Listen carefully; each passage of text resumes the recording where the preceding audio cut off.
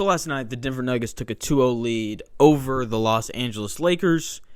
And a lot of people are referring to this game as the Jamal Murray game, right? Scores 23 points in the fourth quarter. Just goes absolutely bonkers after the really, really rough start. Starting 3 of 15 from the field. Finishes with 37 points. And so people are like, this is the Jamal Murray game. This is not the Jamal Murray game. This is the altitude game. That's what this is. Because the last 6 minutes of the game, Jokic, AD, Murray, LeBron, everybody on the floor, except for Austin Reeves, looked absolutely gassed. Absolutely gassed. And coming into the game, if you're on Twitter and, you keep up with all the sports media stuff, then you would have seen a lot of people picking the Lakers, right? Like the Lakers, right? They're going to put Rui on Jokic, and this is going to work great and everything. And I said it here on the preview show, or on the preview episode, video, whatever it's called. Just basically stating my claim that I think the home team's going to win every game this series. And after seeing how many minutes were logged in Game 1 between AD and LeBron, both playing over 40 minutes, you just knew that they weren't going to come out and play as well in Game 2. Or you should have known that, at least. And we see it here. Anthony Davis plays 41 minutes. Now, before I get into all this, we were concerned about their minutes when they were playing in San Francisco and LA. Okay? People are like, they played, 40 minutes tonight. They're not going to be as good, in the next game. And, the pattern is the same. It was every other day against Golden State. It's every other day here against Denver. And so, in the higher altitude, where the air is thinner, they both logged 40-plus minutes, and people expected them to come back and play just as well. I think that's just an unfair expectation given Anthony Davis's injury history and just how up and down he's been. He's been first team all yo-yo in these playoffs. And then LeBron James being 38 years old, just looking at the age, you knew that he probably wasn't going to come out playing as well, and we saw it late in the game. He settled for so many threes. We saw Anthony Davis settling for three-point shots late in Game 2. Just as soon as you see those guys settling for those perimeter jump shots, not putting their head down, not trying to get to the rim, you can tell that those guys are tired.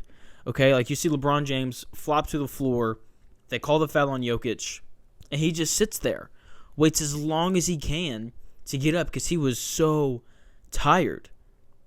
So tired. And given just how tired he was, I don't know why they didn't give the ball to Austin Reeves more. He was on a burner, finished with 22 points, 8 of 16 from the field. Really efficient, played good defense, 5 of 9 from 3. He looked really good, made good decisions.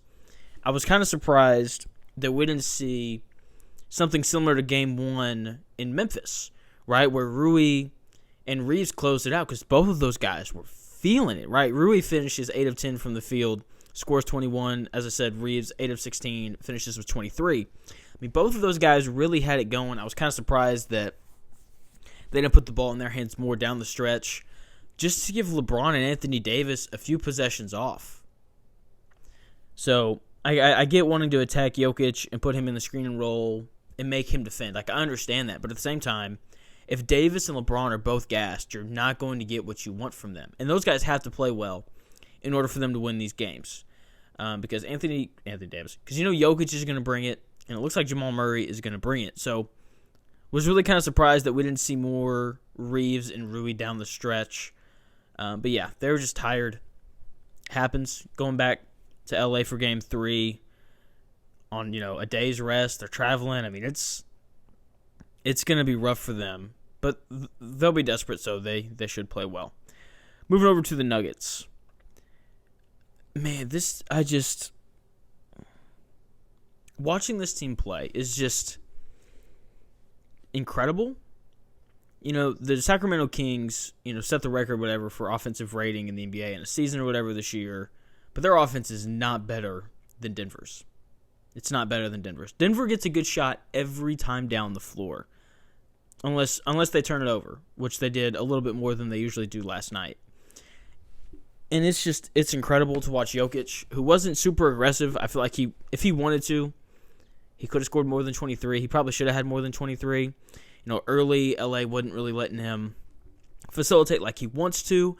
I felt like he had some layups and little floaters that he could have taken that he passed up on for whatever reason. Would have liked to have seen him be a little bit more aggressive, but still, he had a bad night, or an average night, and he finished with 23 points, 17 rebounds, and 12 assists while playing good defense. This is something that I don't think people are talking about enough. Jokic is consistently in the right spot on defense, and he's so big that if he's in the right spot, he's going to alter and affect shots. And the positioning is on both sides of the ball, offense and defense, is really one of the most impressive things about him. Like, that's why he rebounds the way that he does, is because he's always in the right position. And as you're watching this game, you see everything that Jokic is doing, and you're just like, can somebody else show up? Please, just literally anybody. Because it felt like through those first 3 quarters, Jokic was the only guy who was consistent. Part of that comes back to, Jamal Murray not starting very well. And then all of a sudden in the fourth quarter, you just kind of look up, and Michael Porter Jr. hits 2 threes, and Jamal Murray gets going. Nikola Jokic didn't score in the fourth quarter, and they still outscored the Lakers in the fourth quarter. I believe it was 32-24, and Jokic didn't score a bucket.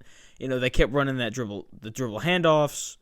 With Jokic as the screener, freed up Michael Porter Jr. for a couple threes, freed up Jamal Murray for multiple threes. I mean, it was just incredible. Just the execution down the stretch. Jamal Murray gets hot. Lakers are gassed.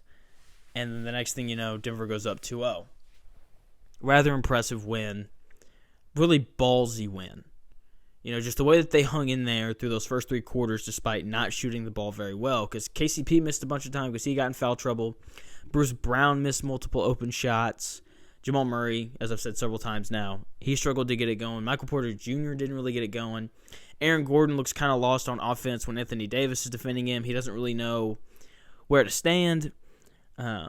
So just despite not really having a normal Denver Nuggets rhythm on offense, them still being able to find a way to just kind of hang in there defensively, because the defense that they played was awesome.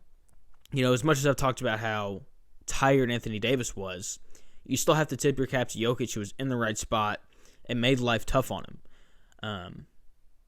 Just the way that they defended, I think, is going to get brushed over. They did a really good job defensively on AD and LeBron. Then again, it helps when those guys settle for jump shots as opposed to attacking the rim. So, yeah, really impressive win from Denver. I expect LA to bounce back and win Game 3. And then Game 4 will be fun.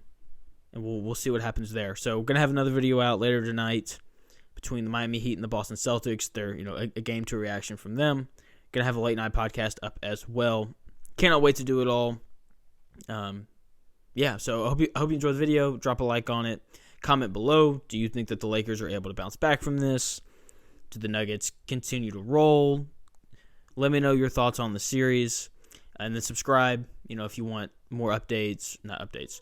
If you want more post-game breakdowns and things like that. So thank you so much for watching the video. And I'll talk to y'all again later tonight.